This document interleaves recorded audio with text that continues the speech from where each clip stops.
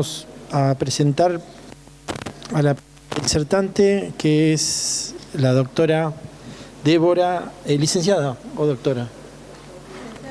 Licenciada doctora Débora Yanco, que es licenciada en Psicología de la Universidad Nacional de Buenos Aires, Salud Mental y Nacional.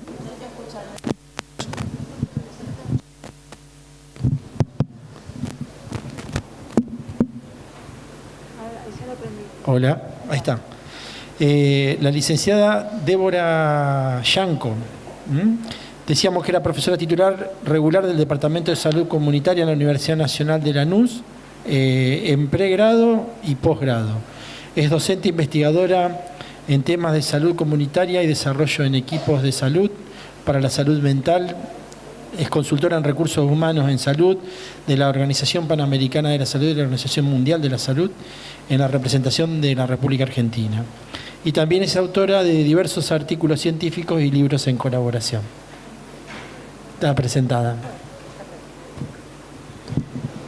Bueno, buenos mediodías. Supongo con un poquito de hambre. Vamos a tratar de hacerlo lo más ameno posible, dado el horario. Ante todo quiero agradecer muchísimo al grupo Montevideo, de Universidad de Montevideo. Es la segunda vez que me invitan. En el 2011 tuve la suerte de estar con ellos también, en Concepción del Uruguay, mi otra universidad, donde también doy clases. Y sintéticamente les cuento qué es ser una consultora de recursos humanos en salud en la OPS Argentina. En este caso soy una persona que trabaja en dos lugares, en el Ministerio de Salud de Buenos Aires, como personal de carrera hospitalaria, y también profesora regular de una universidad. Debido a algunas experiencias que he tenido y que he sobrellevado, me han convocado para desarrollar algunas tareas por un tiempo en la Organización Panamericana de la Salud. Esas tareas en Argentina, ¿sí? Esas tareas tienen que ver con el tema de recursos humanos en salud. Y Larisa, cuando me convocó, me propuso que centrara la exposición para transmitirles los resultados de una reunión que hemos tenido en el mes de septiembre en Buenos Aires, que fue una reunión donde participaron todos los países de las Américas, ¿sí? Tanto de América del Norte, de Centroamérica, el Caribe, como de Latinoamérica, donde se discutió cuáles eran los principales problemas y cuáles eran los principales desafíos que teníamos que pensar para los próximos años en temas de recursos humanos. ¿Quiénes se reunieron allí? Fundamentalmente se reunieron representantes de los ministerios de salud nacionales y algunos expertos, y en el caso de Argentina participaron algunos decanos de universidades nacionales y otros referentes en el tema de recursos humanos en salud. Entonces, las conclusiones que luego les voy a relatar tienen que ver con lo que acordaron hasta ahora, porque siguen debatiendo el acta. Entonces, con lo que acordaron hasta el momento, cuáles fueron los puntos principales en los que se pusieron de acuerdo los ministros de salud de los distintos países. Siendo esta jornada una jornada de atención primaria y siendo la OPS una organización que está centrada en poder desarrollar sistemas de salud basados en la atención primaria, lo primero que me surge es hacerme algunas preguntas o quizás algunos comentarios con respecto al tema de atención primaria de la salud, que no voy a ahondar mucho. Todos ustedes seguramente tuvieron alguna vez una materia o una clase o varias clases, hablo un poco a los más jovencitos que deben ser alumnos o recién graduados de la universidad, acerca de atención primaria de la salud. Yo también la tuve hace muchísimos años. Entonces uno se pregunta, ¿qué hay de nuevo viejo? Creo que era un personaje de los dibujitos que decía, ¿qué hay de nuevo viejo? ¿No? ¿Quién era? Bugs Bunny. Bien. Decía, ¿qué hay de nuevo viejo? ¿Qué hay de nuevo en el tema de atención primaria? ¿Qué cuestiones tenemos que cambiar del concepto de atención primaria? ¿Qué debemos mantener? ¿Qué de las cuestiones que se plantearon en Alma Ata en el 78 no se resolvieron porque no era lo que había que plantear, o no se resolvieron porque todavía hay procesos culturales que son muy largos y que se desarrollan de manera desigual y combinada en distintos lugares de las Américas, y también tienen muchas diferencias al interior de los países. Hay países con áreas con mucho desarrollo de modelos basados en atención primaria y otros que no. Fundamentalmente, ustedes saben que si bien la OPS planteó 4 formas en las que se fue desarrollando la atención primaria desde el 78 hasta ahora, cuando uno mira un poco la realidad y conversa y escucha, ve fundamentalmente 2, ¿sí? Aquellos que toman, digamos, la atención primaria como una estrategia transversal a todos los sistemas de salud, como un ordenador conceptual e instrumental de toda la atención en salud, y aquellos modelos que siguen sosteniendo que la atención primaria en la salud es una cuestión periférica. ¿Qué quiere decir? Está el centro, que es el hospital, y paradójicamente están los centros de salud, que parece que no son el centro, sino la periferia. Entonces, estos 2 modelos son, entre estos 2 modelos, digamos, están como centrados la mayor cantidad de experiencias.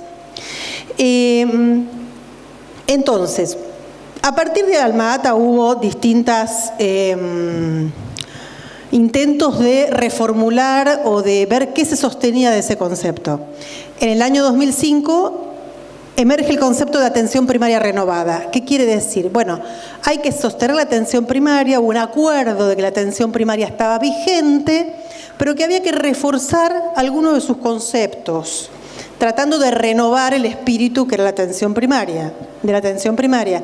Entonces, fundamentalmente esta cuestión de pensar que la atención primaria tiene que ser un ordenador lógico y conceptual de todo el sistema de salud. Es un poco como decía recién Roxana, creo, decía, no hace falta estar en un, no es, si uno está en un centro de salud hace atención primaria. No, uno puede estar en otros lugares de un sistema de salud o por fuera del sistema de salud y trabajar en cuestiones de atención primaria. Entonces este concepto fue variando a lo largo del tiempo hasta que se emparentó con otro concepto que hoy en día está muy circulando, digamos, por los ambientes de la salud pública, que es el acceso universal a la salud, que ya viene de esa época, pero que se vuelve a retomar, y la cobertura universal.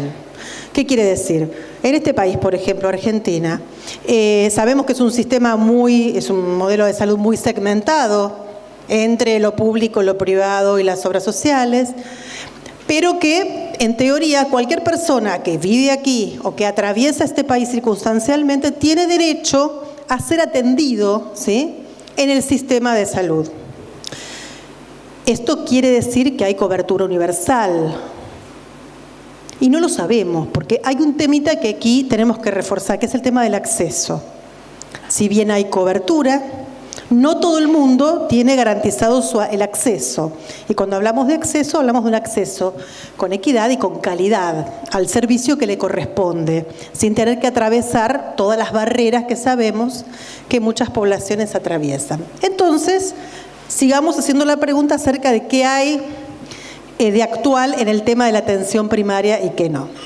Para poder contarles un poquito cómo se estructuró, qué se pensó en esta reunión regional, les cuento que muchos de los temas que hoy se trabajaron acá, creo que algunas de las experiencias que se contaron superan ampliamente lo que se planteó en esa reunión, y otras no, otras cuestiones que se plantearon en la reunión son de avanzada, pero algunas experiencias de acá realmente superan las expectativas que se tienen como experiencias, ¿no? Sabemos que tenemos un país muy grande, muy diverso, que algunas experiencias que se plantean acá son muy renovadoras y muy innovadoras, pero conviven con modelos de formación todavía bastante arcaicos, ¿no? Esta reunión que se hizo tuvo que ver con que se cumplían 10 años de otra serie de actividades que organizó la OPS con todos los países, donde se llamó el llamado a la acción de Toronto, donde en el curso de 2 años se elaboraron 20 metas para poder, digamos, facilitar la consecución de políticas de recursos humanos. Esas 20 metas, que no las voy a nombrar todas, pero fundamentalmente algunas trabajaban en el tema de la disponibilidad de los recursos humanos. ¿Qué quiere decir? Un poco lo que hoy se habló, cómo hacer para que en todos los sectores del país, en todos los lugares del país, haya equipos de salud calificados, completos y con calidad. Y bien remunerados para que se puedan quedar todo el tiempo trabajando en el CAPS. E incentivados, porque esa persona a veces que se va al CAPS, que es verdad, pero hay que ver si le alcanza para vivir. Eso es toda una discusión que uno puede tener, digamos, ¿no? Entonces, este llamado a la acción de Toronto habla justamente de los incentivos que hay que generar o no para que las personas puedan trabajar en lugares donde hay alta vulnerabilidad social y de toda naturaleza, no solamente social. Bien, como era una década de los recursos humanos, terminó la década y se hizo la nueva reunión. En la se considera que esta primera década permitió que en los países, quizás ustedes por el tipo de trabajo que tienen o por que están estudiando todavía o porque están más en la trinchera, en los servicios, estas cosas a veces no circulan mucho, pero se han constituido por primera vez en el país, por ejemplo, gracias al seguimiento de estas metas, unidades de recursos humanos en salud en todos los ministerios provinciales. Entonces, en las 24 jurisdicciones hay personal, equipos que se fueron capacitando para poder entender cuáles son los problemas de los recursos humanos en salud. Lo mismo con algunas cuestiones de las universidades que ahora vamos a relatar. Entonces, la idea de que haya personas calificadas y formadas en atención primaria en todos los lugares donde se necesite. Y que para eso necesitamos que las currículas, esto fue una de las metas que se planteó, las currículas hayan orientado su formación a la atención primaria. Creo que no tengo que explicar demasiado porque hoy se han dedicado en todas las ponencias a tratar de ver en qué sentido las currículas, tanto en Canadá como en Tucumán, etcétera, están tratando de modificarse y transformarse para lograr estos objetivos. Habla de atraer poblaciones subatendidas. Y esto tiene dos sentidos. Uno es el sentido de ir a trabajar en estas poblaciones, pero el otro sentido es el que decían antes. ¿Quiénes son los estudiantes de las carreras de ciencias de la salud? ¿Sí? Que las personas que tienen ganas de estudiar y que les interesa una carrera de ciencias de la salud y viven quizás en lugares donde no están las grandes universidades, puedan tener alguna facilidad, algún programa, como en algunas universidades ya existen, cupos protegidos u otros programas que pueden facilitar esto. Y por otro lado, el tema de la acreditación, que en este país ha avanzado en los últimos 20 años de manera considerable, los procesos por los cuales las universidades están acreditándose. Otra discusión es cuáles son esos criterios, ¿sí? Si esos estándares de acreditación necesitamos de rediscutirlos, actualizarlos un poquito. Creo que esta filmina resume algunas cuestiones de las que se trabajaron en estas ponencias de hoy a la mañana y que creo que quizás se retoman más adelante. Las nuevas epidemiologías, hay algunas tensiones que nosotros vemos en el campo de los recursos humanos en salud. Algunas tensiones entre los nuevos problemas que aparecen en el campo de la salud mental. Salud mental es uno de ellos, que es la salud mental, los problemas vinculados a las adicciones y la salud mental. El otro problema son las enfermedades crónicas no transmisibles y todo lo que hoy han nombrado genera la necesidad de pensar nuevos perfiles. Hagan el ejercicio de tomar la declaración del MATA, pero no esa declaración que tiene 2 páginas. Hay un librito que salió en el 78, donde la declaración son las 2 primeras páginas, pero después hay todo un libro que si uno lo lee, se da cuenta que tiene mucha actualidad. Si bien hay muchas cosas que hay que renovar, pero tiene mucha actualidad. Y lo que plantea justamente es la adecuación que tiene que haber entre las nuevas epidemiologías y cuáles son los criterios que organizan el modelo de atención primaria de la salud. Tomen alguna patología o alguna problemática de salud con la que ustedes trabajen cotidianamente y que les parezca un nuevo desafío. Y piensen, pónganla a comparar con estos principios de la atención primaria, con la continuidad de cuidados, van a ver que todos los principios básicos de la atención primaria de la salud pasan la prueba de lo que hoy se necesita para atender estas enfermedades, ¿sí? Porque la atención primaria de la salud habla de la especialidad cuando esto es necesario, habla de la complejidad tecnológica, por eso dice apropiada cuando esto es necesario, habla de las últimas evidencias científicas, pero también habla de los otros temas que más conocemos, que son la participación comunitaria, la intersectorialidad, etcétera. Bien, entonces, los modelos de atención en general no siempre están de acuerdo con estas nuevas epidemiologías. Una tensión que existe entre el mercado del trabajo y las políticas de salud, ¿sí? Las políticas de salud tienden hacia la atención primaria y el mercado de trabajo se orienta o trata de orientar a los profesionales para otro lado, ¿sí? Para una postura profesional más mercantilizada y más medicalizada, o que apoya la medicalización. Y esta es una tensión muy fuerte y creo que una de las más difíciles de sobrellevar cuando hay que hacer políticas de salud en países con alto nivel de fragmentación y de segmentación, como por ejemplo el nuestro. Por otro lado, que también se nombró mucho hoy, la necesidad de generar consensos, porque hay una tensión entre las facultades de salud, ciencias de la salud, y me refiero a todas las ciencias de la salud, y los servicios de salud para poder hacer trayectos longitudinales donde los alumnos puedan insertarse desde el principio en aquellos escenarios donde las personas tienen que consultar. Esta tensión a veces, por eso surgieron varias preguntas en relación a esto, que tiene que ver con cómo hacen los acuerdos, porque una cosa es decir, bueno, tengo un amigo en un servicio de salud, tengo otro, bueno, toman mis alumnos, tratemos de hacer un acuerdo. Y otra cosa son políticas consensuadas, como bien puede ser este foro regional que nombraron, que me pareció muy interesante, ¿no? Obviamente los porcentajes o los criterios para estimar demandas de especialistas y generalistas. En diciembre va a salir publicado un estudio que hicimos con el Ministerio de Salud de demandas de especialistas médicos, que creo que puede arrojar algunos datos interesantes. Y otro tema es en las carreras sanitarias. Ustedes saben que en un país federal como la Argentina, que es muy bueno que sea federal por muchas cosas, a veces hay pisos básicos que no hay entre las provincias. Entonces tenemos 24 carreras sanitarias diferentes. Entonces los profesionales de la salud, los trabajadores de la salud se rigen por 24 modalidades diferentes de contrataciones o de lógicas de contratación.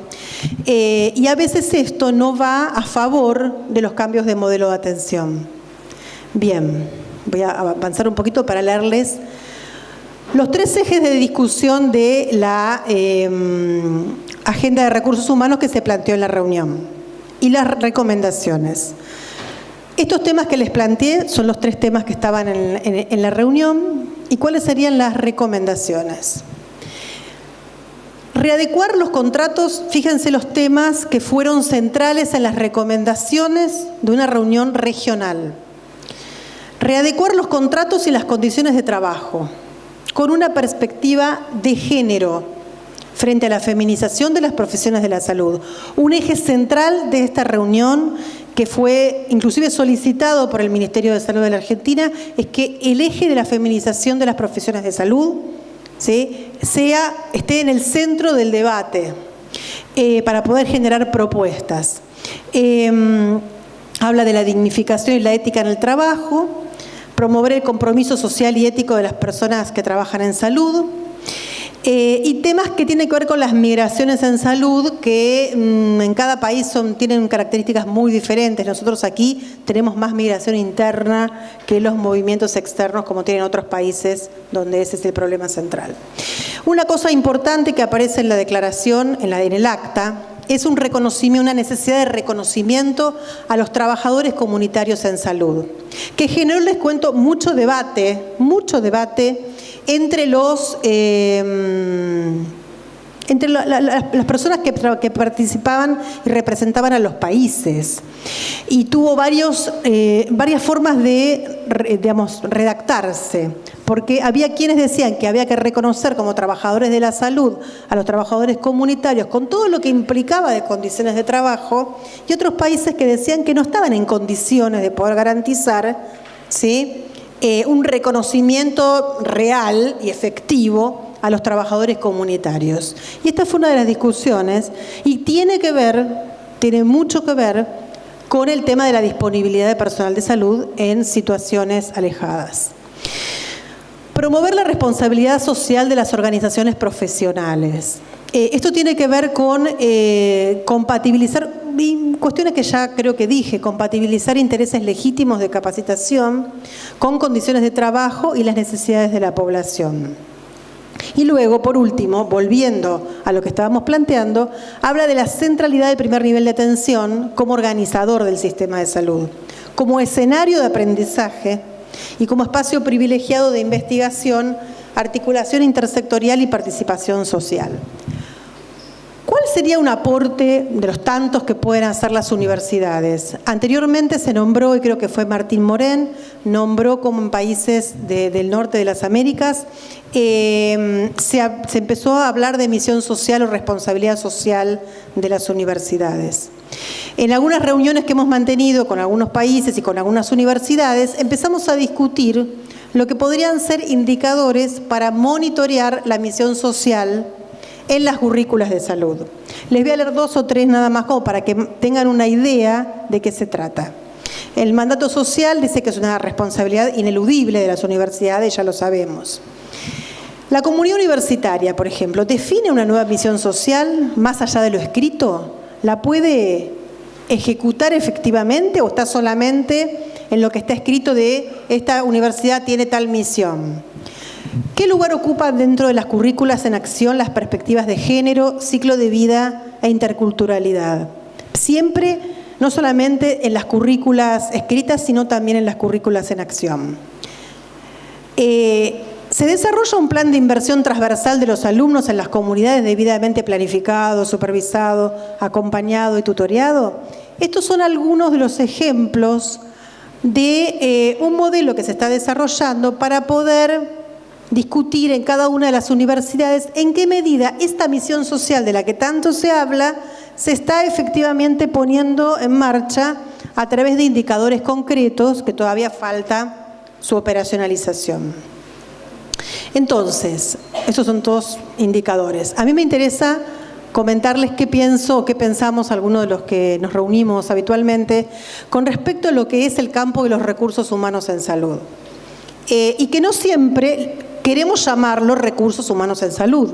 A algunos nos gusta más llamarlo trabajadores de la salud, como estuvimos discutiendo el otro día, o equipos de salud, o fuerza de trabajo en salud. Más allá del nombre técnico que le pongamos, el tema es que la problemática de los recursos humanos en salud no es una cuestión meramente técnica de cómo calcular una brecha entre lo que hay y lo que se necesita y cómo poner en dispositivos y programas a las poblaciones, sino que hay una cuestión ética, ¿sí? Y para eso tenemos que poder pensar o seguir reflexionando acerca de las definiciones de salud, que nunca las tenemos que dejar de debatir, que parece que bueno, que uno repite la de la OPS, la de la OMS u otras, pero nunca tenemos que dejar de debatir qué es lo que entra y qué es lo que sale del campo de la salud. Por supuesto que otra dimensión es la dimensión política, ¿sí?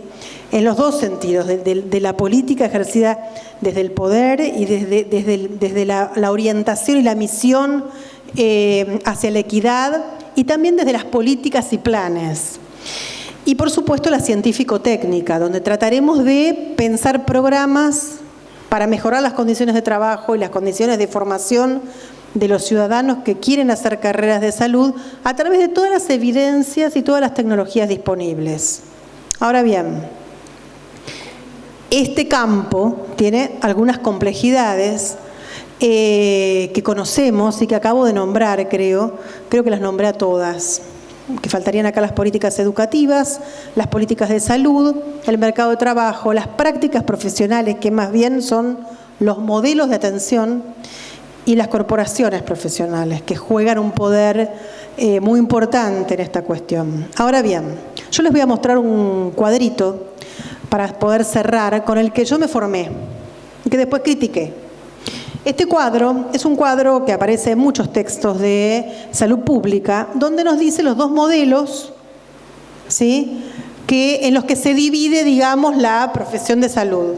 Que si uno lo ve un poquito burdamente, serían los clínicos y los epidemiólogos comunitarios. Ellos hablan de la perspectiva comunitaria, epidemiología en el sentido de las grandes poblaciones, de qué les pasa a las poblaciones, intervenir comunitariamente, y el modelo clínico. Y cuando lo explicaban, porque nosotros nos formamos en salud pública con este modelo, lo explicaban como algo contradictorio, como algo excluyente. Entonces, o sos del área clínica, estás en el hospital, la hiperespecialidad, bien, o estás encargado en un centro de salud de hacer la prevención, la promoción, a veces la atención básica de salud y no siempre. ¿Y qué pasa en el medio? Nosotros sabemos que hay una interfaz, un vínculo entre esas dos cuestiones que hay que volverlo a pensar, ¿sí?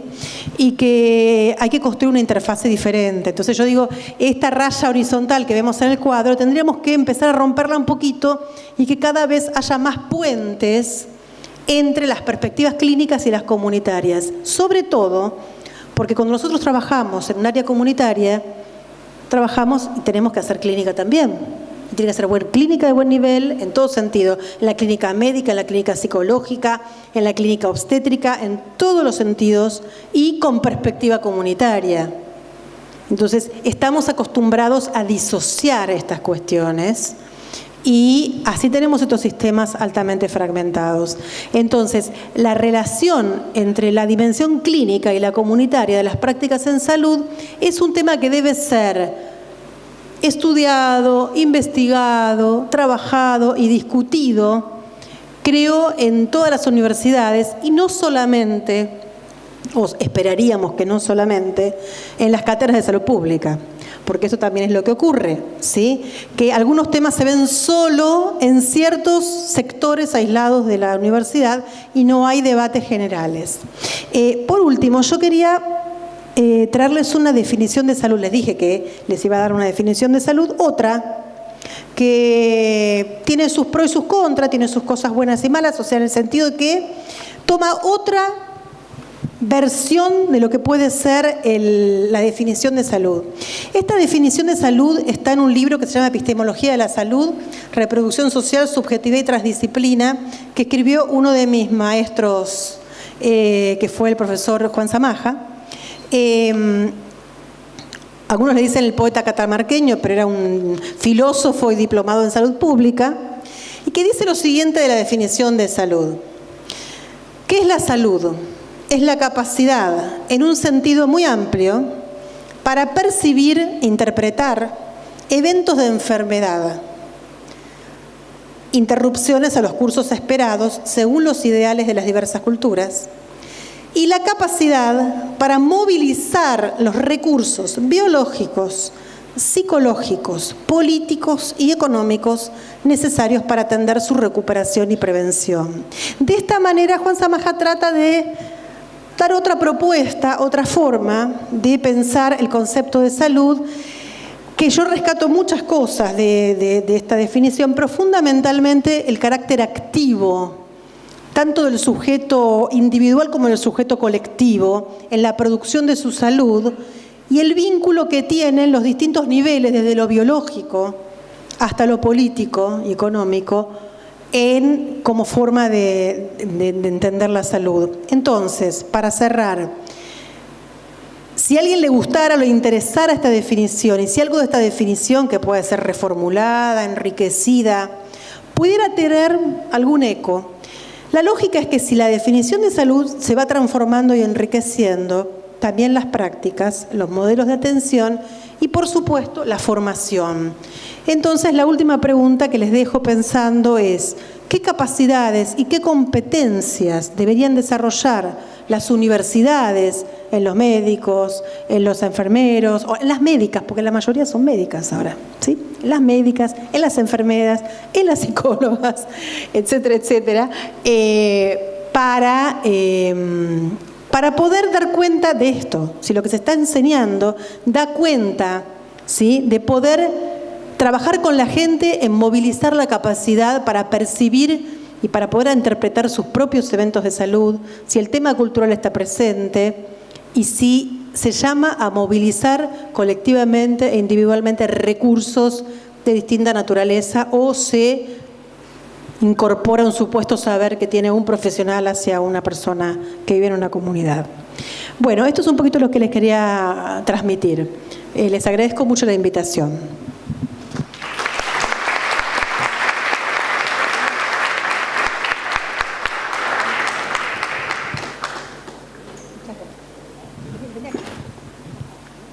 Bueno, continuando con el panel, vamos a seguir con la doctora Cintia L'Hopital, que es médica, médica en residencia de Medicina General, magíster en Epidemiología, Gestión y Políticas Públicas, tiene un posgrado en Nuevos Enfoques y Métodos de la Atención Primaria de la Salud, jefa de residente de Medicina General del Hospital San José de Pergamino en el periodo 2000-2001, responsable del área de fortalecimiento de las competencias de los equipos de salud redes en la Secretaría de Salud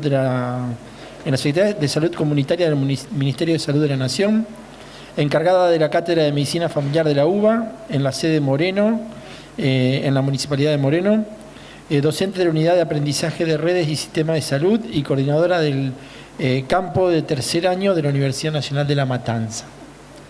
Y esto habla que tiene una vasta experiencia en gestión, docencia e investigación. Bienvenida. Bueno, muchas gracias.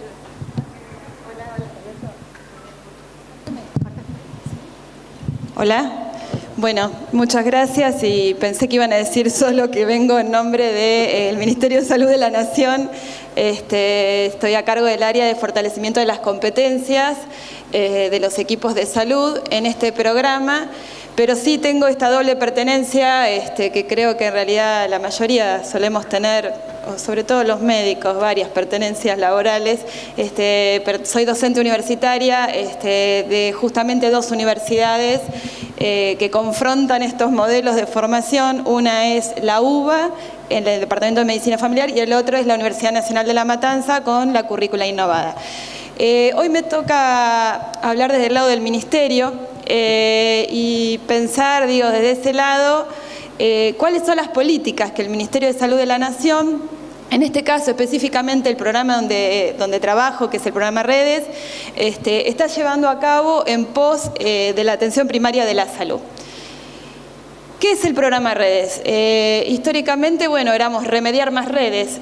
Somos hermanos, ahora primos. Empezamos juntos. Primero empezó Remediar, que es un programa de provisión de medicamentos, de política pública de medicamentos, que se instaló en el primer nivel de atención, justamente pensando que era, más allá de la equidad, de la universalidad en el acceso, pensando que era el primer lugar donde tenía que llegar las personas para poder solucionar sus problemas de salud, y que estuvieran los remedios ahí era como una buena estrategia, para que eso sucediera. Después se vio que, solamente provisión de medicamentos y otras estrategias que habían sido implementadas asociadas a los botiquines, que implicaron armar farmacias en el primer nivel, capacitar personas que pudieran administrar, gestionar, prescribir medicamentos en el primer nivel, que era generalmente muy limitada esta disponibilidad.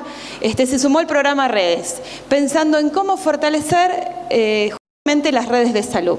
A partir del año 2014 es que los dos programas se separan para que pudieran por la complejidad, sobre todo de gestión administrativa, poder desarrollar mejor sus potencialidades. ¿Cuál es el objetivo de nuestro programa? Es justamente fortalecer la estrategia de APS a partir de fortalecer las redes de salud de las diferentes provincias de nuestro país y, sobre todo, a partir de fortalecer la capacidad resolutiva del primer nivel de atención. Y en este caso tomo un poco la historia de Alma Ata que acaba de contar Débora, y justamente después de Alma Ata, a mitad de Salud para Todos en el año 2000, el planteo fue, bueno, ¿qué pasó con esta estrategia tan maravillosa que pensamos, tan integral? Digo, en realidad cada país la pudo implementar según su capacidad de desarrollo, según sus posibilidades, y en este sentido Mario Testa hace este planteo de atención primaria o primitiva, que yo la primera vez que lo escuché y lo leí, que ya venía desde la atención primaria, formada como médica generalista en un hospital rural en el interior de la provincia de Buenos Aires, me dice, ¿por qué me dice primitiva? Esto que para mí es la respuesta a todo. Bueno, me costó entenderlo y en realidad, más aún después que fui transitando diferentes espacios de gestión, además de asistencia, digo, ¿qué pensamos? ¿Qué estrategia de atención primaria pensamos? Digo, desde lo discursivo, desde el Ministerio tenemos una política centrada en la estrategia de atención primaria, un plan federal de salud, todas nuestras políticas hablan, las provincias adhieren a esta política. Ahora digo, ¿cómo la pensamos? ¿Desde lo discursivo o realmente cuántos compromisos tomamos en que esta estrategia realmente se lleve a cabo y en base a qué modelo? Acá retomo también lo que dice Débora. ¿Cómo pensamos la APS? Y yo empecé por primero la pirámide, que la solía usar para mis estudiantes de medicina familiar de la UBA, que llegaban en quinto o sexto año después de toda su formación adentro de un hospital. Primero leíamos a Mario Testa y la enfermedad de la cama del paciente, que a los estudiantes que no lo han leído se los invito a leer, antes de transitar su formación hospitalaria. Es muy interesante que puedan leer este relato de este sanitarista maravilloso que tenemos, donde relata, esta objetivación de la persona, que pasa a ser un órgano, un cuerpo, y mirada desde un segundo nivel, y sin que nadie pueda registrar cómo va a recorrer el sistema de salud y todo lo que él necesita como sujeto. Bueno, en este sentido pensamos la estrategia de atención primaria como una estrategia y justamente no como un nivel de atención, donde las redes son la única manera o la manera, en que nos podemos articular para que esa estrategia sea una estrategia integradora del sistema de salud. Y en este sentido que esté orientada al derecho a la salud. Y el derecho a la salud, Mario Robert, en este caso no Testa, que es el vicedecano de la Universidad de UNLAM y viceministro en este momento, en la Nación, él plantea, y me parece como muy importante, esta manera de pensar o de escribir el derecho a la salud, y que tiene que ver con la equidad en el acceso a la atención, la equidad en la distribución de los riesgos y la equidad en la distribución del saber y el poder. Esta sería una estrategia de atención primaria que aboga en estos sentidos. Por otro lado, tomamos los tres subsectores, con foco en el subsector público, a quien debemos garantizar al ser los únicos proveedores de sus servicios, pero sin pensar, y muchas veces yo, además de organizar y coordinar el área de capacitación, participo en varias capacitaciones, y esto lo llevamos a todas. Hablemos de diabetes, hablemos de hipertensión, hablemos del tema que hablemos. Si viene una persona que tiene PAMI, y que tiene que caminar 20 cuadras para conseguir un turno con su médico de cabecera, para que él haga la receta, ¿le vamos a negar la medicación? Vamos a decir que no. Obviamente, si tenemos 10, pensaremos en el principio de la equidad, cómo repartimos hasta que esto la persona acceda, ¿no? Pero sí tenemos que pensar que nosotros atendemos a toda la población con el principio de equidad. Y por otro lado, yo acá agregué, y hablaron de Lever y Clark, y sí, también es antiguo, pero me parece que es una manera interesante para pensar esta estrategia, en que no solo hacemos promoción y prevención. Cuando yo le pregunto a los chicos, ¿qué es la atención primaria? Promoción, prevención, comunidad. Es prevención primaria, secundaria, terciaria y cuaternaria. Yo creo que una estrategia de atención primaria bien implementada también disminuye los daños que hacemos como sistema de salud, y que a partir de la medicalización a la cual estamos sometidos, por varias razones, me parece que es como una gran responsabilidad en este derecho. Bueno, esta es la propuesta de atención primaria que hacemos desde el programa. ¿Cómo? A partir de las redes, estas redes que hacen que potenciando nuestros recursos y uniéndonos, los servicios y el acceso a la salud sea universal. Y para eso tenemos 25 proyectos en todo el país, incluyendo la ciudad de Buenos Aires y todas las provincias. ¿Cómo funciona el programa? Bueno, cada provincia selecciona la red. ¿Qué quiere decir esto? Que el programa tiene etapas, pasamos en redes 1, estamos en redes 2, vamos por el redes 3. Y como tiene un financiamiento limitado, cada provincia decidió su zona más vulnerable, su criterio de inclusión, y para que este financiamiento sea realmente efectivo y no quede distribuido en un montón de factores al cual no pudieran concretar todas las necesidades, fueron seleccionando una parte. Entonces, seleccionaron una red, que es una serie o una cantidad de CAPs, armaron un equipo provincial, hicieron un diagnóstico de salud y un proyecto. Y ese proyecto tuvo que poner metas sanitarias y compromisos sanitarios. Eso se implementa y tiene un proceso de monitoreo y evaluación permanente en conjunto desde Nación y las provincias. ¿Cuáles son las líneas de acción? Bueno, referidas al territorio y la población, se hace nominalización de personas, se hace clasificación e identificación de poblaciones vulnerables, se trabajan con proyectos locales participativos, los famosos PLP, en un momento los teníamos, esto en este sentido implica la participación de la comunidad, estos proyectos tienen un financiamiento, se hace diagnóstico participativo con alguna o algunas personas de la comunidad o organizaciones de la comunidad para decidir cómo vamos a abordar el proceso de salud, enfermedad y atención o el problema que detectamos en conjunto. Por otro lado, se fortalece la capacidad resolutiva del primer nivel en relación al apoyo a la gestión clínica, en esto historias clínicas, guías de procesos, servicios de diagnóstico, electrocardiógrafos, ecógrafos, bueno, en este caso también equipamiento de tensiómetros, estetoscopios, diapasones, monofilamento.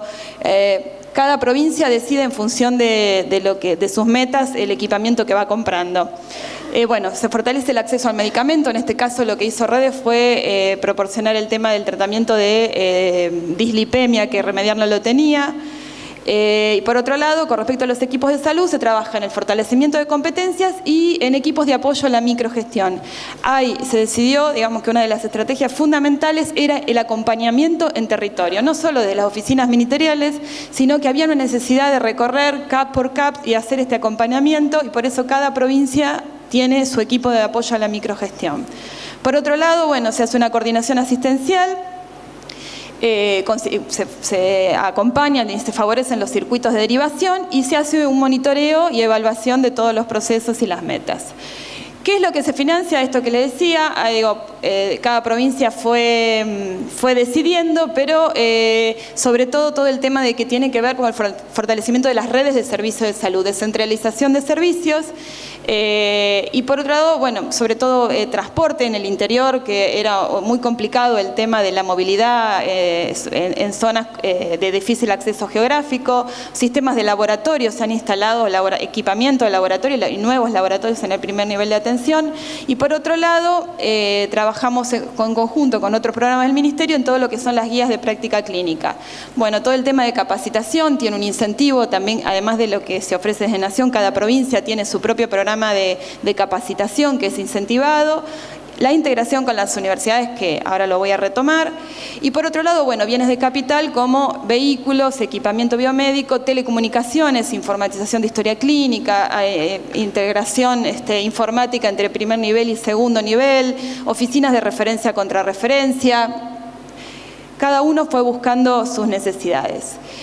¿Cuál es el eje del programa, sobre todo en prioridad de abordaje de problemas? Son las enfermedades crónicas. Todos sabemos de la transición epidemiológica, del aumento de la expectativa de vida y de este problema que históricamente, sobre todo la atención de adultos y de adultos varones, eran los que menos accedían y aún siguen accediendo al sistema de salud.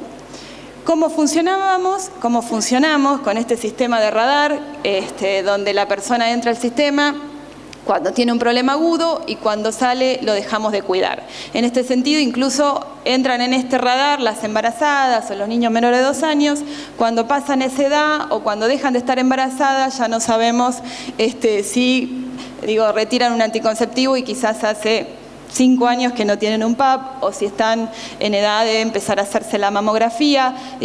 Cuidamos y dejamos de cuidar, porque es una atención y un cuidado a demanda. Nos hemos fortalecido y crecido muchísimo en lo materno-infantil, y ahora vamos por este desafío que es incorporar a esta población que no estábamos pudiendo llegar a cuidar.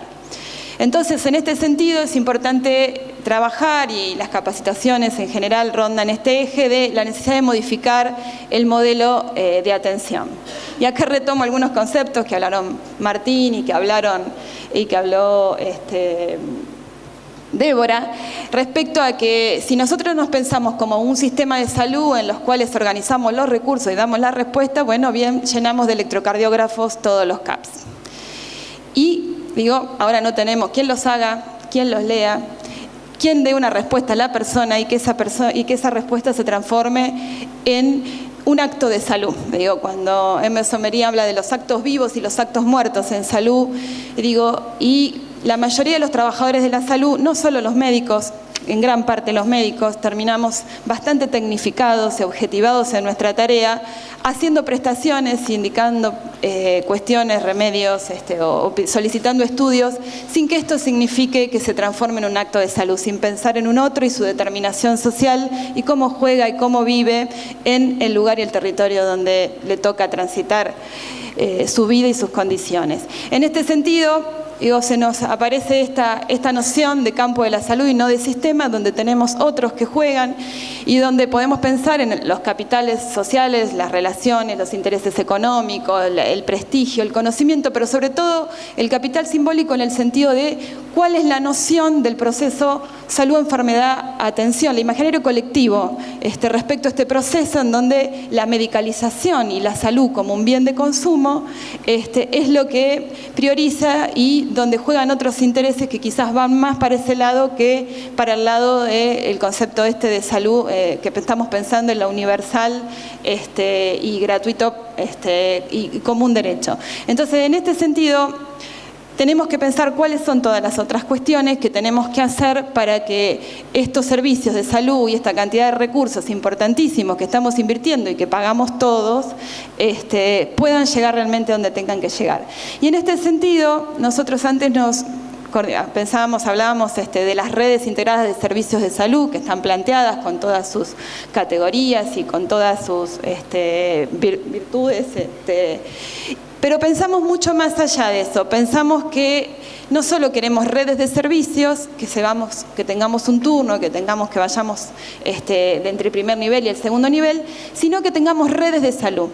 Y las redes de salud no son redes solo de servicios, sino es una red social. Y en esta noción entran las redes comunitarias, las redes intersectoriales, las redes institucionales.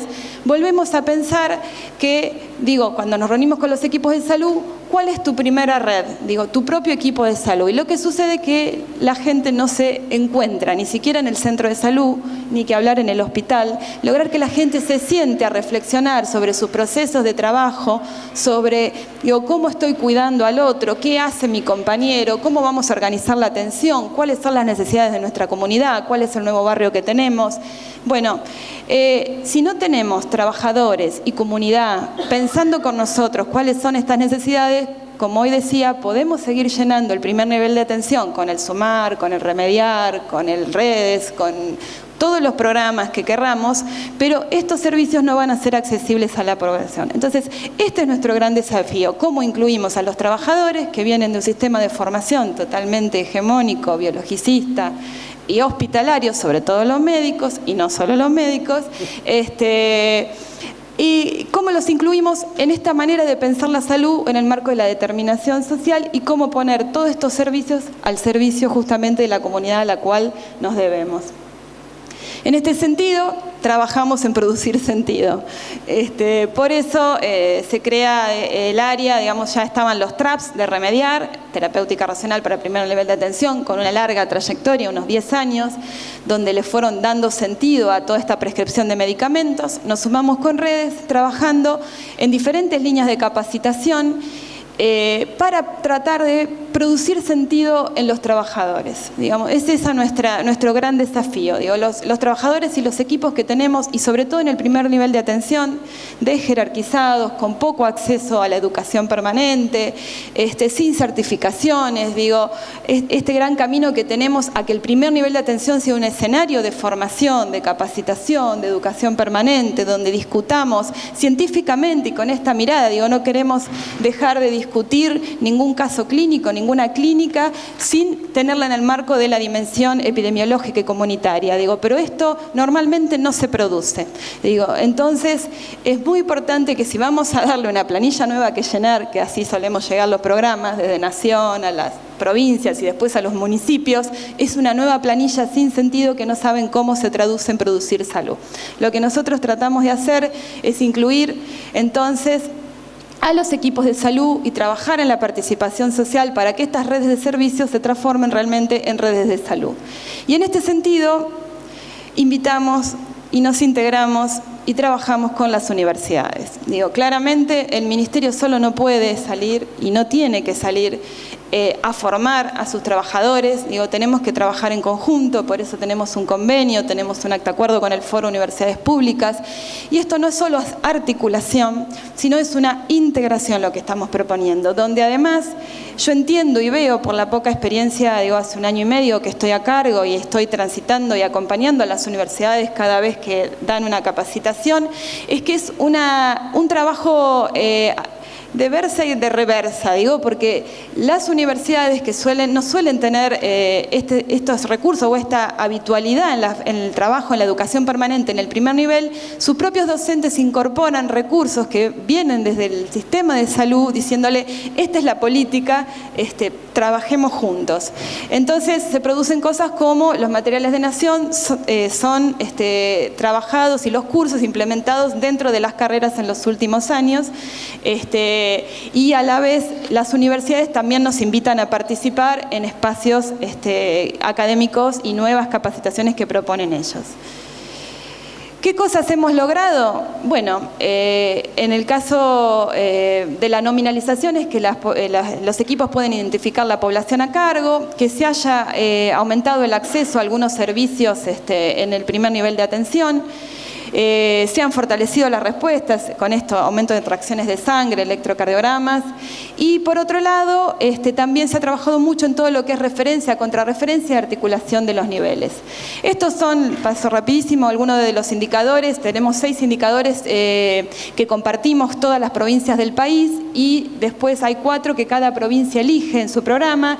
Algunas de estas cuestiones son, por ejemplo, cuánto han aumentado los turnos programados, todo dependiendo de la meta que se pusieron. Por ejemplo, en 92%, la cantidad de consultas programadas sobre el total de consultas en efectores en el primer nivel de atención, un 143%, efectores con extracciones de sangre, 84%, cantidad de extracciones de sangre realizadas en los efectores de salud, bueno, y cantidad de población nominalizada, que llegamos al 100% de la red. Estos también son algunos porcentajes tremendos, digo, la verdad que es muy interesante cómo han trabajado las provincias. Llevamos 5 años, entre 4 y 5 años en las que empezaron primero. Acá ven también cómo aumentaron la cantidad de CAPS que hacen electrocardiogramas, los CAPS que realizan actividades comunitarias de prevención y promoción. Pareciera que eso es algo natural, pero no es tan natural. Hay centros de salud que siguen repitiendo este modelo de consultorio dentro de la comunidad, claramente. Incluso me ha pasado en provincias que los promotores y agentes de salud en el curso que damos de cambio de modelo de atención, y le proponemos que como trabajo final hagan 2 propuestas concretas de cambio de su modelo de atención a nivel de equipo, proponen salir a la comunidad. Hay agentes sanitarios y promotores de salud que están dentro del centro de salud haciendo múltiples tareas y no trabajando en el seno de la comunidad. Bueno, turnos protegidos es otra cosa interesante del segundo nivel, de turnos protegidos en el segundo nivel para el primer nivel, que se puedan pedir y se puedan resguardar desde zonas lejanas o del mismo centro de salud, la periferia, como hoy decíamos, que puedan tener su turno garantizado en el segundo nivel. Y acá, por último, es una experiencia de una provincia como Santiago del Estero, En nuestro encuentro nacional ellos presentaron esto y me pareció que, presentar un solo ejemplo ya era, y una provincia como Santiago, todo lo que ha podido hacer. Bueno, armó su red de laboratorio con mejora del equipamiento. Acá es el mapita nomás para que puedan ver todos los centros de salud donde se hacen extracciones, están las flechitas donde tienen los laboratorios descentralizados y el equipamiento que han podido hacer. La red de cardiología, contratación de especialistas para el primer nivel de atención, que puedan hacer visitas periódicas, interconsultas con los médicos de primer nivel, con la provisión de electrocardiógrafos. Hay provincias como Chaco, recién vengo de allá, donde se armó toda una red de cardiología con lectura de electrocardiogramas a distancia y por forma en donde hay conectividad por internet, o se manda por mail y se hace una devolución para responder o el tratamiento o la necesidad de la derivación aguda o el tratamiento inicial por todo el tema de las horas del traslado. Acá está la red de cardiología de Santiago, en la banda donde tienen otra parte. La red de diabetes, otra de las capacitaciones que hemos hecho es insulinización oportuna para el primer nivel. La prescripción de insulina es una potestad del segundo, que es una limitante bastante. Sabemos que el retraso en la prescripción de esta insulina en los diabéticos tipo 2 provoca unos daños tremendos en los órganos blancos y bueno, que producen después fracasos tremendos como que la gente llegue directamente a amputarse o quede ciega. Entonces capacitaron médicos y enfermeros, primero médicos y después cometimos la osadía de invitar enfermeras también. Pero la verdad es que hemos trabajado con los diabetólogos de todo el país, con los referentes de diabetes de todo el país que están en segundo nivel y ellos mismos han articulado, se han sentado juntos a trabajar primero y segundo nivel y a discutir cómo iba a ser el circuito de las personas para que pudieran realmente acceder a su tratamiento y los médicos de primer nivel supervisados y acompañados por el segundo. Esta es la red de diabetes. Algunos indicadores como subieron las determinaciones de laboratorio, la referencia contra referencia, los pacientes que tenían hemoglobina glicosilada y los días de espera. Hay que cambiar las reglas del juego. Gracias.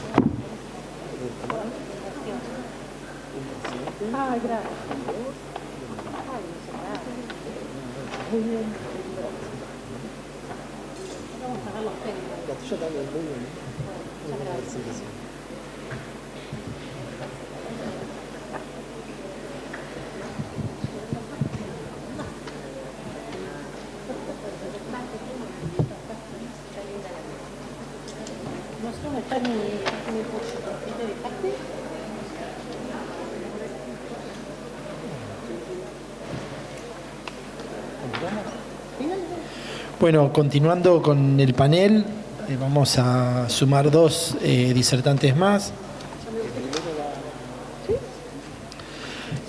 Nos va a dirigir unas palabras la terapista ocupacional Mónica Berno, que es posgraduada en Administración de Salud, jefa de Trabajos Prácticos de la Cátedra de Salud Pública de la Facultad de Ciencias Médicas, a la vez directora ejecutiva del Programa de Planificación y Gestión en la Secretaría de Salud del Gobierno de Santa Fe y miembro de múltiples comités científicos de docencia e investigación. Ella se va a referir a las estrategias para el desarrollo de políticas públicas en salud. Si encontramos la presentación.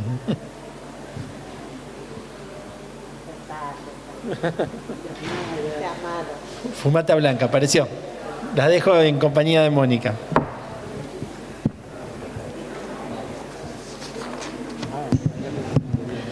Hola, creo que es buenos días, mediodía, buenas tardes. Un gusto estar con usted y un agradecimiento por la invitación. En primer término, contarles que la Secretaría de Salud de la Municipalidad es un espacio muy joven, que tiene apenas 4 años de su creación y su instalación dentro del gobierno de la ciudad. La Municipalidad de Santa Fe no tenía estructura de salud. El único médico, digamos, que existía en el municipio de la ciudad era un médico que había ingresado en el año 79 y en su característica de deportólogo, porque formaba parte de la dirección de deportes del municipio. Así que generando, digamos, cuestiones nuevas en la municipalidad y con el entusiasmo que esto significa. En esto de estrategias para el desarrollo de políticas públicas en salud, nosotros tenemos una estructura que contempla distintos espacios, pero hay un espacio que está dirigido exclusivamente a los espacios para trabajar la promoción de salud y la educación para la salud. Y en ese sentido, digamos, se generan, como ustedes saben, estos estilos de misiones y funciones que ponemos para poner al espacio y al lugar y otorgarle la estructura que queremos que tenga y poder generar estos espacios de concurso para el ingreso. Y en ese sentido, digamos, uno de los primeros elementos, digamos, que estas estrategias tienen como finalidad es ejecutar un plan estratégico de promoción de la salud, pensando la promoción como una construcción de ciudadanía e inherente a todas las políticas públicas, contribuyendo a la reducción de las inequidades en salud y garantizando los derechos humanos y las capacidades de los diversos grupos sociales. Por el otro lado, atender al eje de ciudad saludable. El Ejecutivo de la ciudad tiene un plan también estratégico que lo plantea con 10 puntos. Dentro de esos 10 puntos, uno de los ejes es ciudad saludable. Por lo tanto, nosotros entendemos que debemos enmarcarnos en ese eje de gestión de ciudad saludable. Este Plan 2020, digamos, se plantea en el eje de ciudad saludable para el fortalecimiento de las capacidades institucionales locales a través de la construcción de procesos intersectoriales que facilitan la participación ciudadana, la evaluación y el análisis, la vigilancia, el control de riesgo, la promoción del acceso y la equidad, la reducción de impacto de las emergencias, contingencias y eventos de la ciudad individual y colectivo. Como todos saben, la ciudad de Santa Fe, una de las contingencias más fuertes tiene que ver con el agua, sea desde el punto de vista pluvial o sea desde el punto de vista hídrico. Por el otro lado, también articular con distintos equipos técnicos. Las actividades se planifican con la comunidad y sus organizaciones, especialmente con los centros de salud, solares, jardines maternales, deportes, gestión de riesgo, economía social, cultura, etcétera, entendiendo a estos como todos espacios dinamizadores de esos procesos de salud. Desarrollar estrategias de carácter integral, interdisciplinario e intersectorial, centrado en la atención primaria de la salud, entendiendo, digamos, que la promoción como proceso es una de las bases que sostiene la atención primaria, que permitirá construir un anclaje en el abordaje de nuevas cuestiones sociales prioritarias y promover la participación juvenil generando espacios de diálogo y acción permanente entre los trabajadores de la salud, el gobierno local y la sociedad civil organizada, con el objetivo de construir ciudadanía comprometida hacia el autocuidado y los cuidados familiar y comunitario. Ahora bien, ¿cómo están pensadas, digamos, las pequeñas estructuras que conforman hoy la Secretaría de Salud?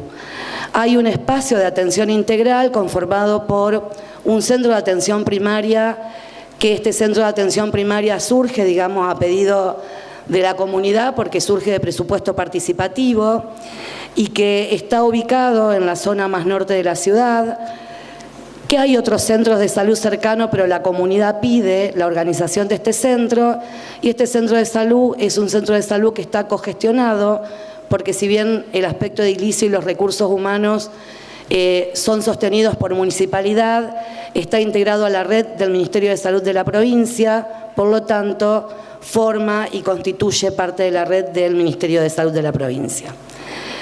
Hay un SANCO, digamos que lo deben conocer quienes son de acá, que es el SANCO El Pozo, pero que en realidad no tiene la estructura y el funcionamiento de SANCO, sino que cumple las funciones de un centro de salud, ya que no tiene ni internación ni la mayoría de las especialidades, sino que tiene el cumplimiento de un centro de salud, y lo que comparte con el municipio es parte de aportes, digamos, de la municipalidad al centro de salud, y la presidencia de la comisión directiva del SANCO es ejercida por la secretaria de salud de la municipalidad.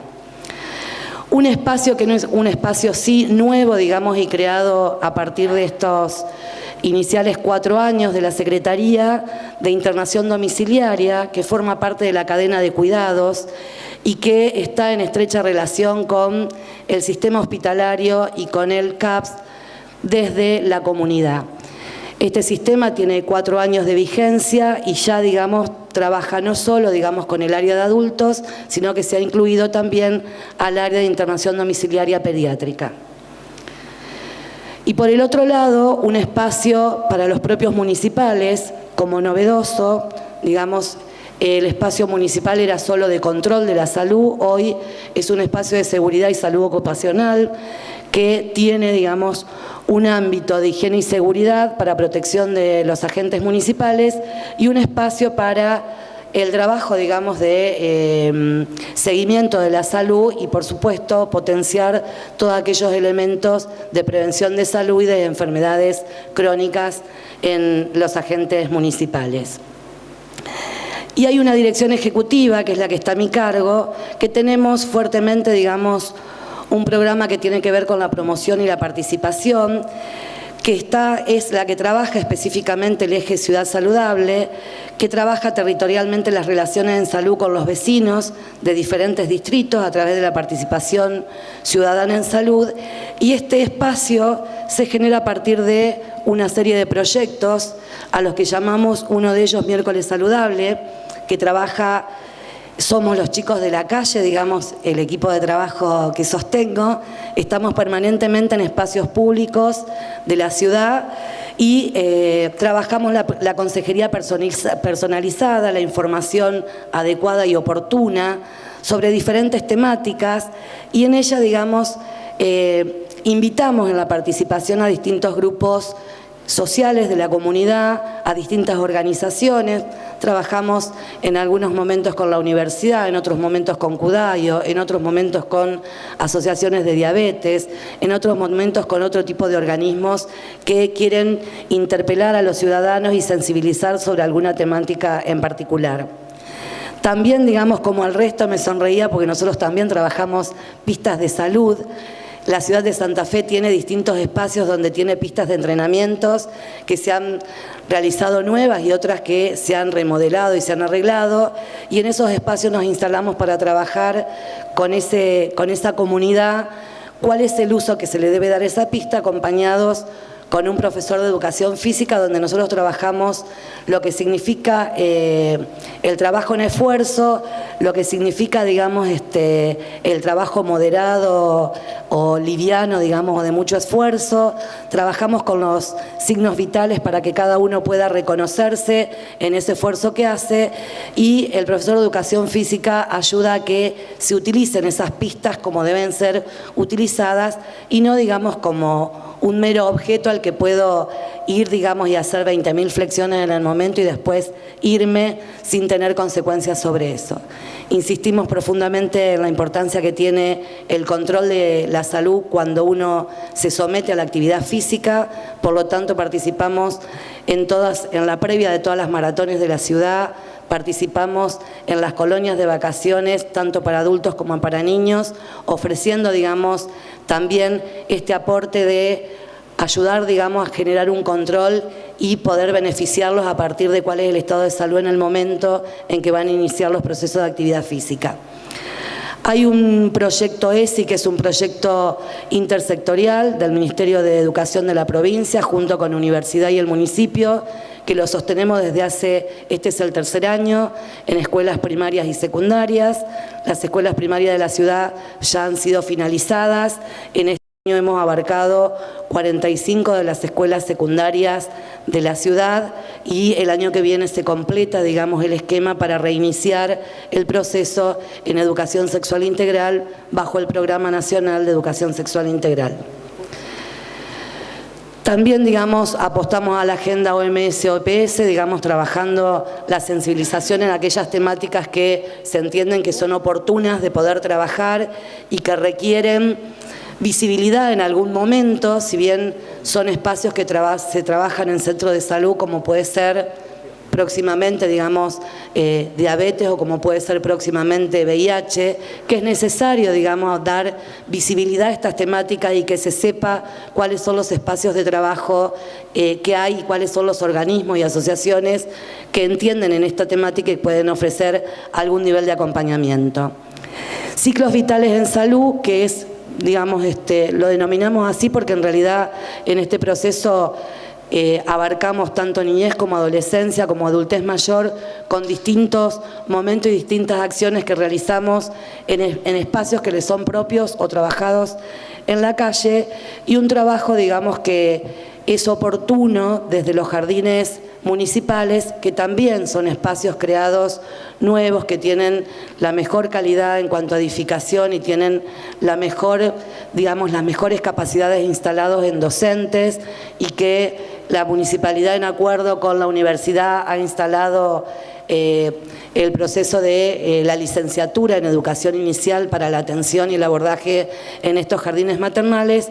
También desde nuestro espacio de salud ofrecemos y aportamos la colaboración tanto para los niños y niñas con sus familias a través de espacios lúdicos que sensibilicen sobre temas de salud a los papás, pero siempre en el espacio de juego con los niños.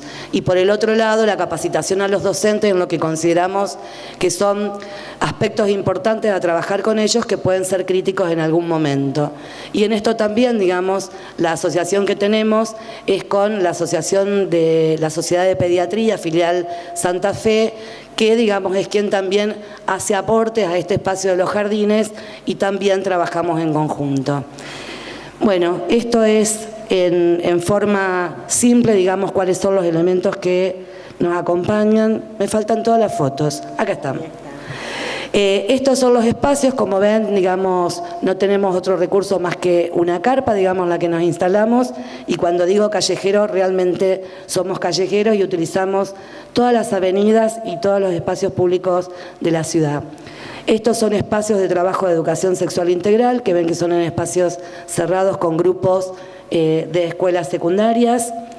Estos siguen siendo espacios de juegos en la calle, donde intervenimos en distintas acciones que genera, tanto como evento de la ciudad importante, kermés para los niños, divertito en la ciudad, como el potenciar espacios en esto que decimos que salud forma parte de todas las políticas. También entendemos que la política de empleo es una política importante y la ciudad de Santa Fe también ha renovado, digamos, todo lo que tiene que ver con las ferias francas, y también hemos hecho todo un proceso de trabajo en alimentación saludable, acompañando, digamos, a las familias huerteras y a quienes trabajan en este sentido, y hemos convocado a grupos y a organizaciones que tienen que ver con esto, como el Instituto Sol, que forma, digamos, gastronómicos, para que también ellos trabajen con nosotros, y en los espacios donde se instalan las ferias francas, nosotros también trabajamos alimentación saludable, potenciando, por supuesto, todo lo que es oportuno, digamos, en ese momento en cuanto a la temporada, digamos, y a la calidad de frutas y verduras. Estos siguen siendo distintos momentos. Sí, me parece que esta es la última. Y esto es en espacio de los jardines, como verán, en todos los casos trabajando con los papás y los niños y las niñas dentro de los jardines, y por el otro lado la capacitación con los docentes. Muchísimas gracias a todos. Que es médica, magíster en docencia universitaria y doctora en medicina. Se desempeña como docente investigador también, y es actual decana de la Facultad de Ciencias Médicas de la Universidad Nacional del Litoral y vicepresidente del Foro Argentino de Facultades y Escuelas Públicas de Medicina. Bueno, prometo ir rápido, breve, hacerlo cortito y cerrar esta mesa, que realmente para mí es una satisfacción, porque podemos ver cómo a diferentes niveles, a nivel nación, nivel provincia, lamentablemente la doctora Andrea Uboldi no pudo estar presente, pero bueno, queríamos poner los 3 niveles para que pudieran ver cómo se podía trabajar articuladamente y cómo podíamos desde la universidad trabajar incluso con los 3 niveles, con Ministerio de Salud de Nación, de provincia y a nivel local. Un poco para cerrar esto, Débora ya les contó que además de trabajar a nivel de los gobiernos locales, nacionales y regionales, trabajamos también y fuimos convocados en varias oportunidades por la Organización Panamericana de la Salud, tratando de articular esto de la formación de los trabajadores de la salud en la que tenemos que ver y de la que formamos parte porque es la misión fundamental de la universidad. Pero trabajar articuladamente con todos estos sectores y saber qué es lo que nuestra población necesita que nosotros formemos como profesionales de la salud. Entonces hoy en realidad estoy aquí más que nada en representación del foro en este momento para contarles un poco qué es lo que estuvimos haciendo en relación a esta cuestión que se puso en juego también hoy, que Débora les estuvo contando, de la misión social de las universidades y que también habló Martín hoy a la mañana, incluso que esa misión social, como les mostraba Débora, tiene forma de ser evaluada, de ser medida, a ver si realmente las universidades estamos tratando de hacer eso que nos estamos proponiendo y lo estamos logrando. Bueno, esto es para contarles rápidamente cómo está compuesto el foro. Ayer estábamos hablando con Mateo Martínez, que era vicepresidente anterior del foro y a quien le tengo un profundo afecto. Estábamos hablando de la cantidad de facultades de medicina públicas que tenemos hoy en el país. En este momento somos 12 la que tenemos graduados médicos. La Matanza, Cintia no tiene todavía, ¿no es cierto? En cuarto. La Matanza, que es la número 13, está en cuarto año de la carrera. Y tenemos otras facultades que, bueno, si me olvido de alguna seguro, pero Santiago del Estero, Chaco, Jaureche, Villa María, ¿no? Sí, que están en este momento comenzando con los primeros pasos de las carreras de medicina. En el foro de facultades públicas lo que tratamos de hacer es de armar un espacio donde todos podamos tener participación, contención y apoyo entre las facultades. Esta idea de que realmente formamos el 80 al 85% de los médicos de nuestro país no es una idea menor y por lo tanto tenemos una enorme responsabilidad en este sentido. Fíjense entonces cómo... me estaba olvidando de la Patagonia San Juan Bosco. Sí, que está ahí abajo, la ven en la Patagonia, y que realmente la distribución de las facultades de medicina públicas es bastante federal. Bien, entonces, obviamente lo que estábamos viendo es que tenemos una realidad que tiene que ver con esto de la misión social, que es la necesidad de formar profesionales de la salud en determinadas regiones porque faltan en muchas regiones de nuestro país y además, en el caso de la medicina en particular, faltan determinadas especialidades que hoy se pueden considerar críticas.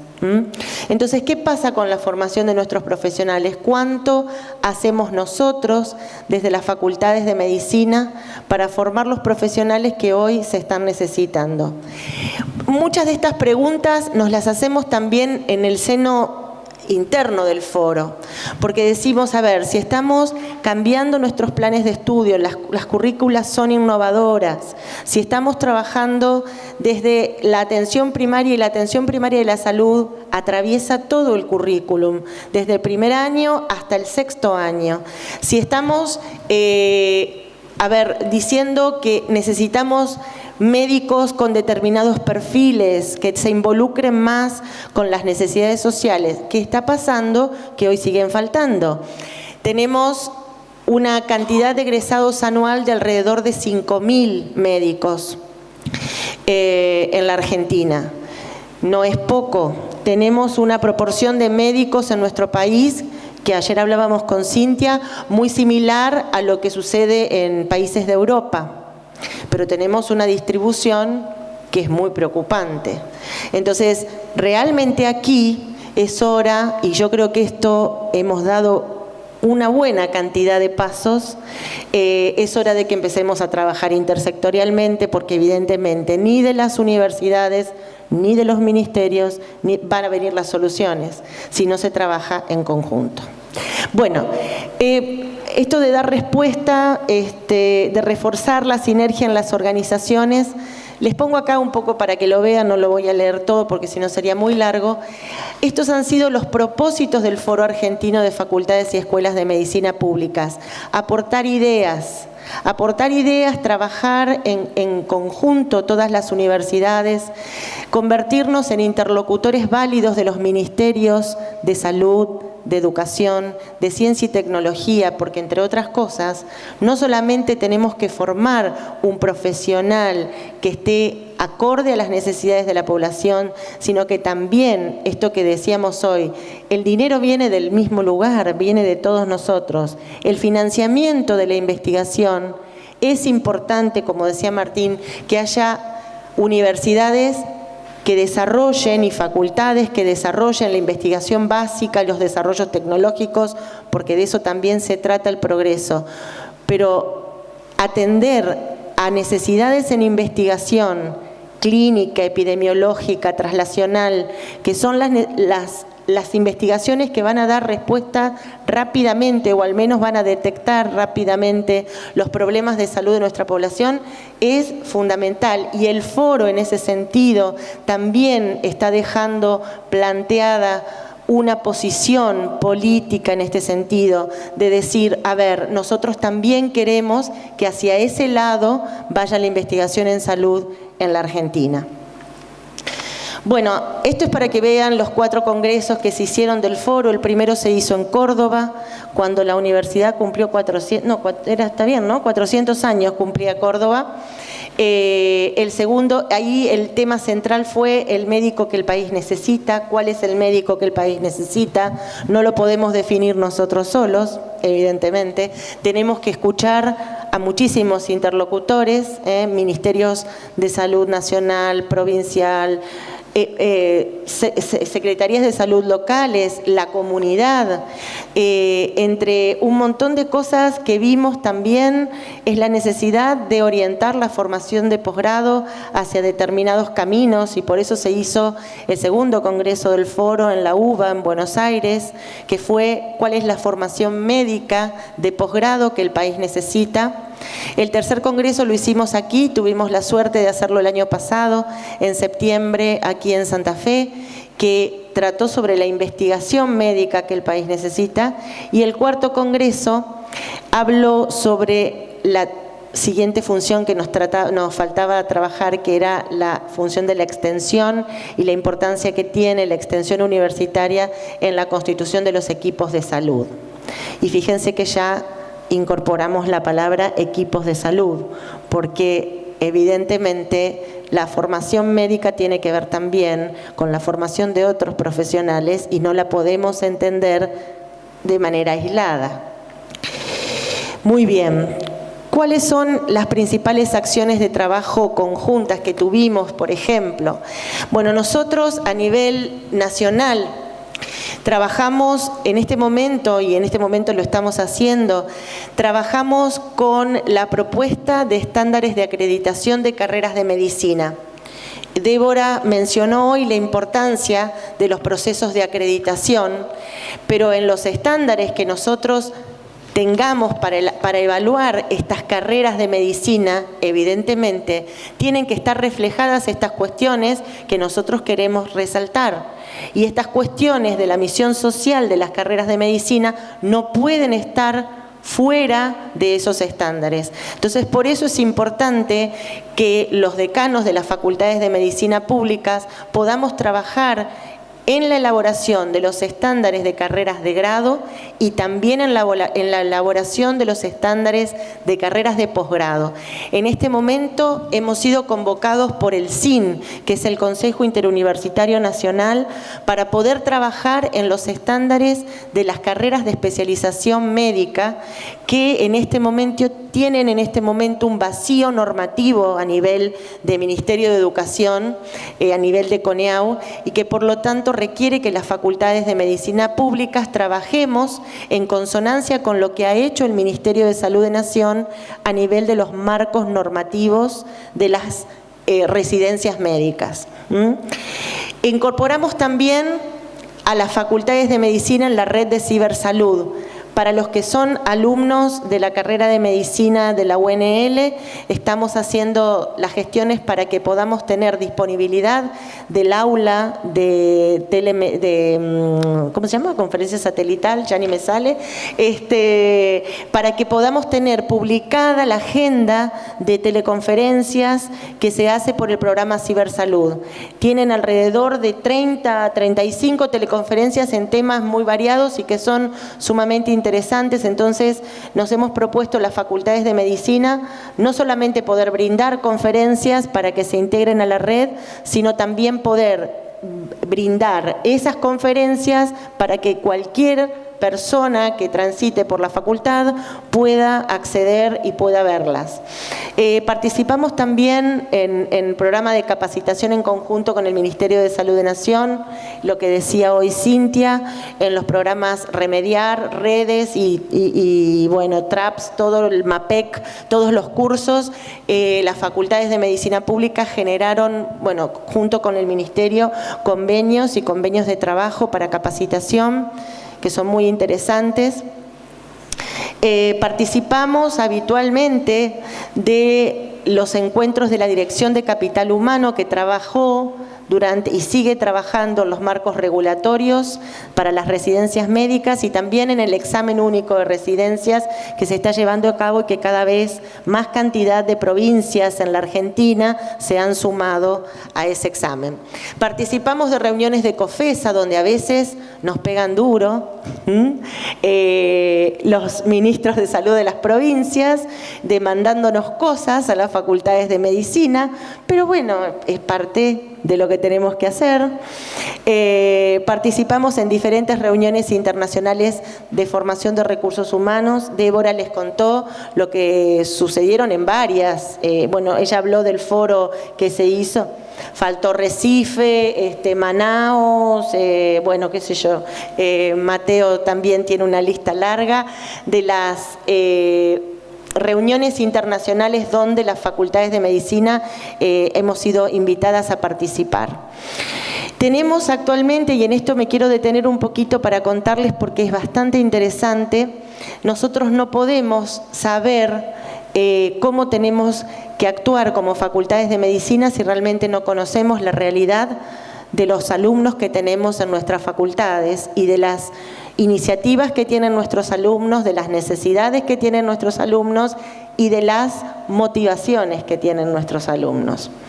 Entonces, armamos un observatorio interuniversitario que estamos trabajando con el Ministerio de Educación de la Nación, porque ese observatorio interuniversitario nos está permitiendo a nosotros empezar a tener una verdadera información de cuáles son nuestros alumnos, cómo están constituidas nuestras facultades de medicina. Débora también señaló el problema de la feminización de la matrícula en medicina y no es un problema menor. Yo en el foro, justamente en el foro que se hizo en Buenos Aires ahora en septiembre, una de las cosas que mencioné es que tenemos prácticamente en el país un promedio de 75% de mujeres estudiando medicina. En nuestra facultad es un poco menos, 60 y pico %. Pero en promedio en todas las facultades del país son alrededor del 75% mujeres.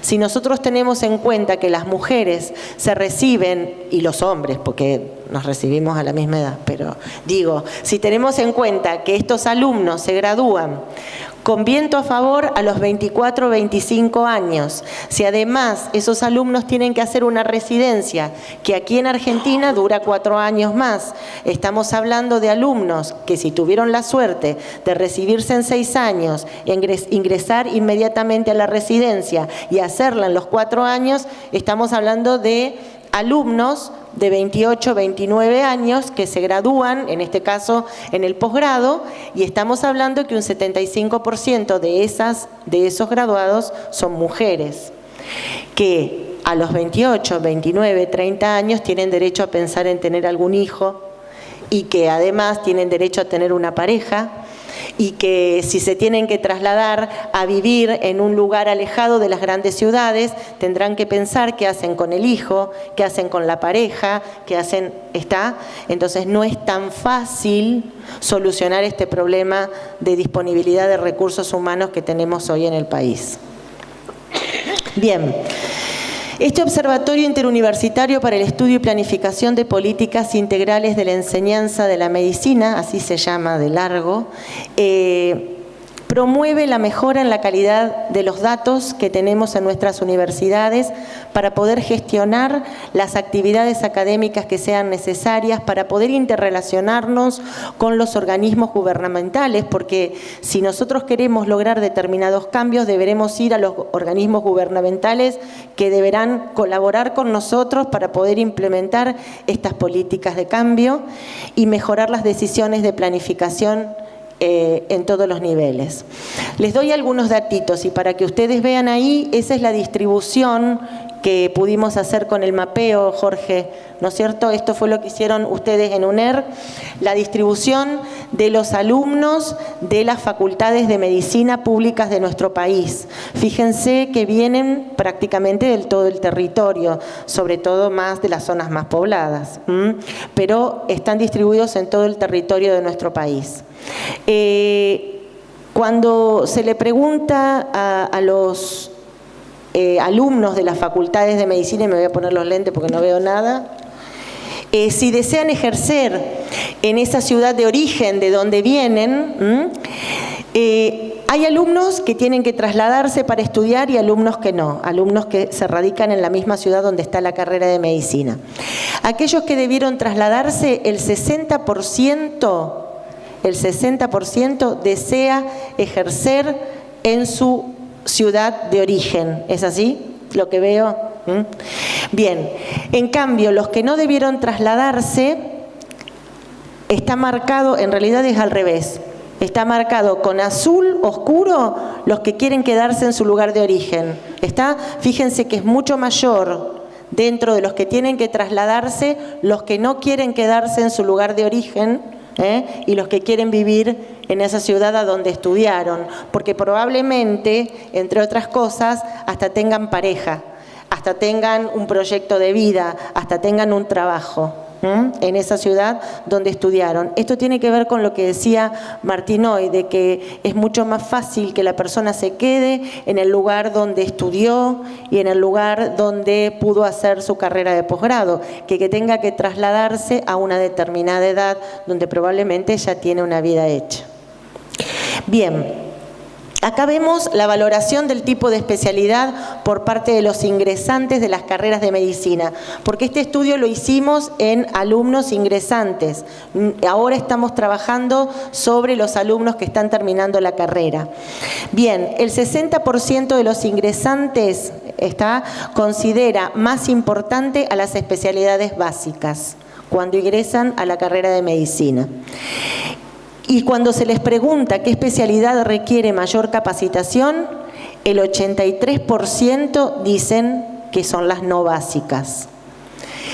Cuando se les pregunta qué especialidad debiera estar más remunerada, casi el 64% de los alumnos contestan las no básicas. Cuando le preguntamos acerca de la valoración del tipo de especialidad por parte de los estudiantes avanzados, y esta es la otra parte del estudio que estamos procesando ahora,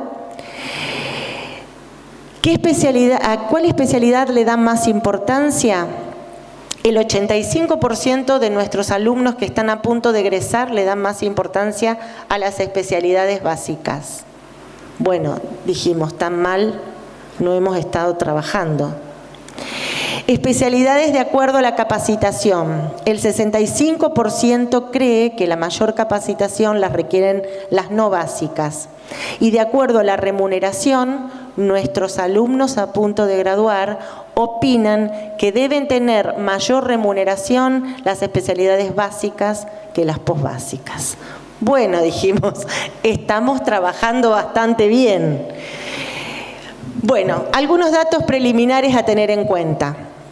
Se nota una acentuada feminización en la matrícula que continúa en aumento. Esto fue en aumento y sigue aumentando. A mayor distancia en el traslado de la ciudad de origen, aumenta la necesidad de trabajar, y hay más alumnos que trabajan en esta población que se debió trasladar. A su vez, quienes necesitan trasladarse expresan mayor deseo de ejercer en un futuro en una ciudad diferente a la de origen. Los ingresantes valoran más como más importantes a las especialidades básicas y en su gran mayoría opinan que éstas requieren menor capacitación que las no básicas. A su vez, opinan mayormente que las no básicas deben ser más remuneradas que las básicas. Sin embargo, esta situación cambia con los estudiantes avanzados. Acá está tapando, pero bueno, yo lo que les quería dejar es esta frase. Se ve que con la configuración cambió el tamaño de la foto. Esta foto es del tercer congreso del foro que hicimos el año pasado. Pero este párrafo que está extraído aquí tiene que ver con el acta constitutiva del Foro Argentino de Facultades y Escuelas de Medicina Públicas. Entonces, fundamentalmente lo que nosotros decimos es que dado que los fondos, de donde vienen nuestros fondos para sostener las universidades y para que todos nosotros estudiemos, vienen de la propia población, la Universidad Argentina debe orientarse a servir a todo el pueblo de la nación, enfocando sus principales problemas de salud con énfasis en los grupos más vulnerables y desposeídos, luchando contra la inequidad y la injusticia social para cumplir así con su inevitable destino de organismo socialmente solidario. Quiero dejarles esto como frase central porque es el espíritu que moviliza hoy por hoy a las facultades de medicina públicas que hemos logrado armar esta suerte de consorcio y que creo que va a lograr grandes adelantos en esto que es la misión social de las facultades de medicina. Muchas gracias.